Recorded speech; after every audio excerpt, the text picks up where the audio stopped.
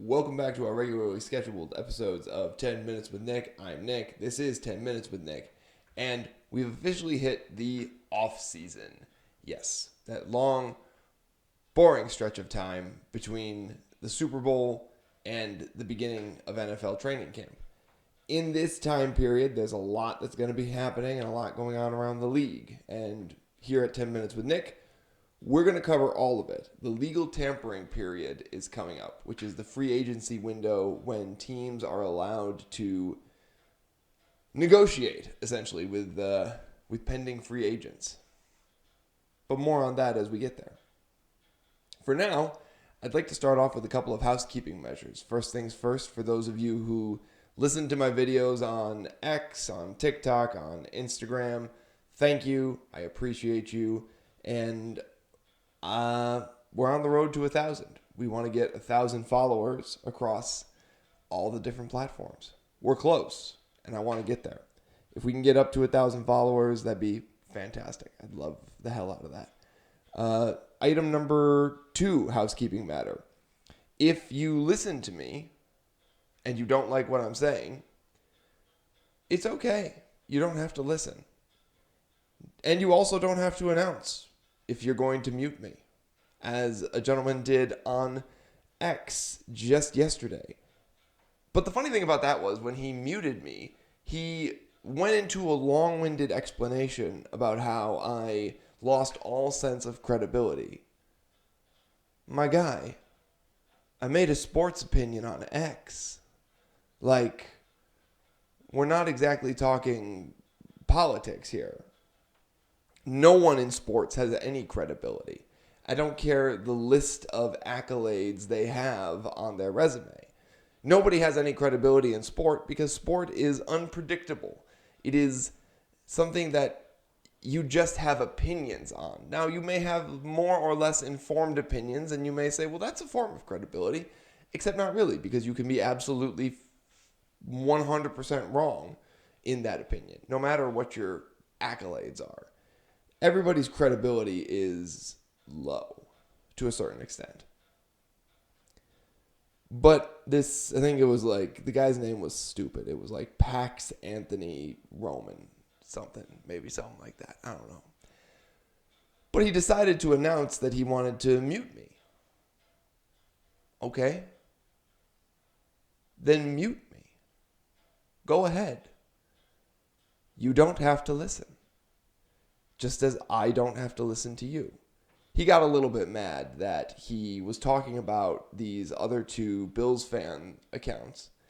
And I said, well, if you're going to talk about them, have the courtesy to at least tag them.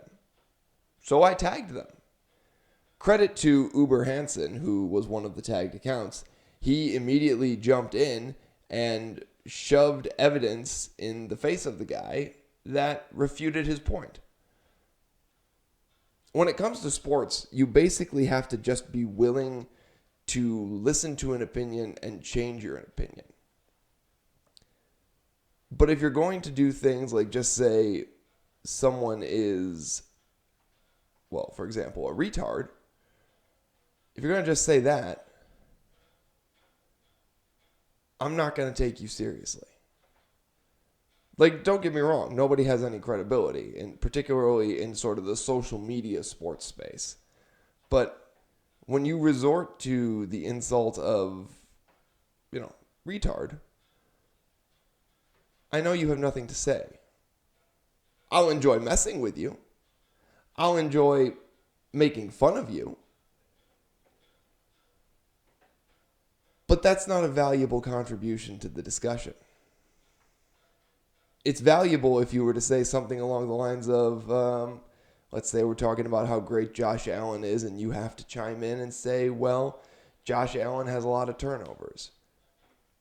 Counterpoint, okay, Josh Allen has a lot of turnovers. He has 94 interceptions thrown over the course of his career.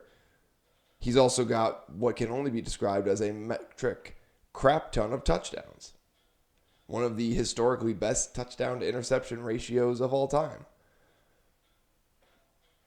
Now, the response to that is not to say, well, you're clearly just a homer, retard, which is what I've been called several times. It's to say, hey, all that is great, but situationally speaking, there's a tendency for Josh, particularly in in game situations in the playoffs, to have an interception in a high leverage situation. Okay?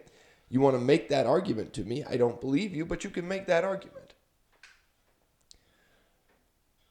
That's a conversation on social media that I love. And I will always engage with it. If you say to me an insult that is reductionist or derivative, I'm just going to say you're a silly goose. That's all you are. And I'm going to send you on your way.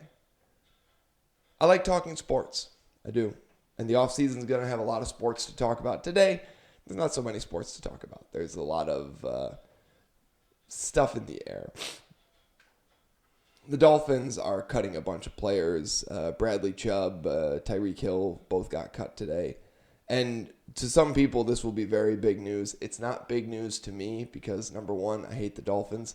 And number two, I don't even want to put it into the ether that the Bills go looking at these players, right? Bradley Chubb, I could see. Bradley Chubb, we could maybe take a flyer on, like a low-risk, one-year, prove-it kind of deal flyer. I don't want the Bills to go anywhere near Tyreek Hill. Don't touch him with a 10-foot pole. It's going to be very tempting, particularly when the Bills need a number one wide receiver and they need to make a kind of move for a guy who can stretch the field from the boundary. But Tyreek Hill he's a really good football player, but I think he is very toxic. And I don't think he would gel well, particularly with our quarterback.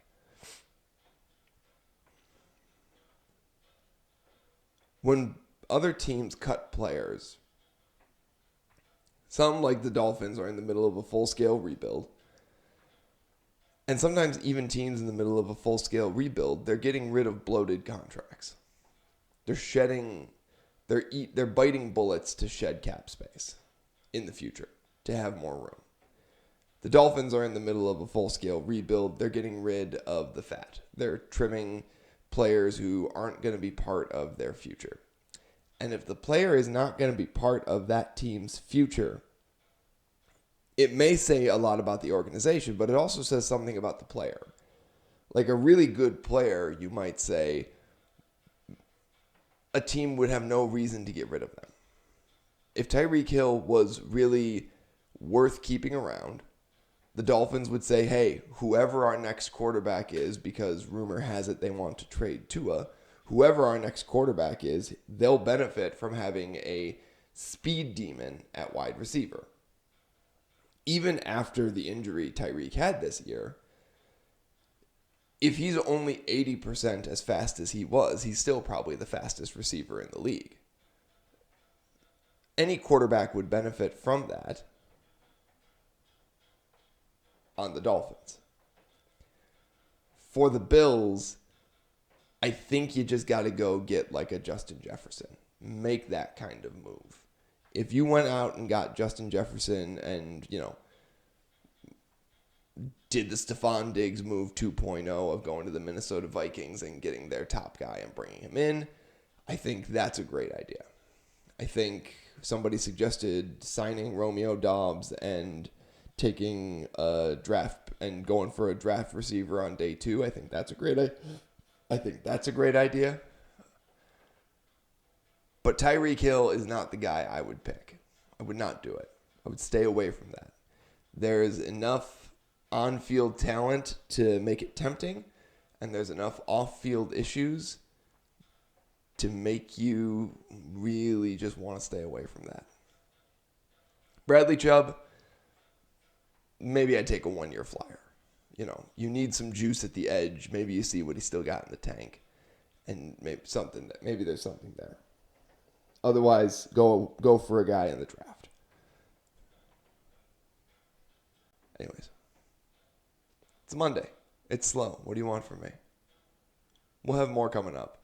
We'll talk more about Tyreek and Bradley Chubb and other free agents as we get closer to the legal tampering period. We'll talk more about potential trade targets. We're going to have a lot of fun here at 10 Minutes with Nick. But for now, we're going to sign off. Road to 1,000. Help us grow the channel. We're looking forward to talking football with all of you and talk more real soon. I'm Nick. This is 10 Minutes with Nick. Have a great day.